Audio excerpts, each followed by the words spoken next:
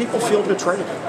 GM made a commitment in September of 2016 that they wouldn't close any of our operations because the main issue in bargaining in 2016 was Oshawa. Yeah. So here General Motors commits, we found a solution. Young people went out, bought homes, have young families, and all of a sudden, you know, their plans have all just gone up in smoke. So people are furious, and justifiably so. Look, there is no question that what General Motors is paying their employees is tantamount to slave labor. They're paying them nothing. These are people, let me give you an example, in the Ramos plant, a worker has to work for 8 years to be able to afford to buy the vehicle that they build. So that's 8 years. That's working on the premise that they don't eat, they don't pay for lodging, they don't have, you know, clothes.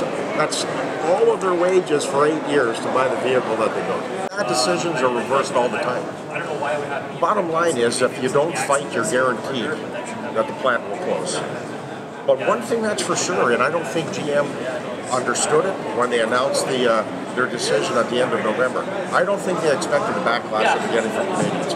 Canadians are furious. We have spent a lot of time with the legitimate labor movement in Mexico. The problem is none of those legitimate unions exist in the auto assembly plants. There's only one union that is a legitimate union. They represent the Volkswagen workers in Mexico. All of the workers that are represented that work for GM, Ford, Chrysler, they all belong to yellow unions, the CTM. It's a disgrace, in my opinion, that a person that works in an assembly plant can never afford to buy the car that they build. What do you call this kind of labor? It's called exploitation at its finest. General Motors has made a conscious decision to exploit their own employees.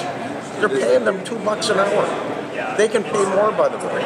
If you can imagine, General Motors builds the Escalade in Mexico where they pay their employees virtually nothing and sell those vehicles in Canada, United States for over $100,000. The Chevy Terrain was built in our Ingersoll plant. It's now being built strictly in Mexico. Which one? The Chevy Terrain. Did General Motors lower the price of the Terrain? The answer is no. What they did is they maximized their profits. So this is about greed, period. General Motors made $6 billion profits in the first 9 months of last year. Why are they doing this? Because it's about greed. It's straight greed. They believe that Canadians and American consumers are docile. They think we just don't give a damn. That we'll continue to buy their vehicles. But I think they're finding out today that that's not what's happening. GM sold 30% less vehicles in December of 2018 than they sold in December of 2017. So Canadian consumers were already saying, hey, hold on. We were there when you needed us, and now you're just slapping us right across your face.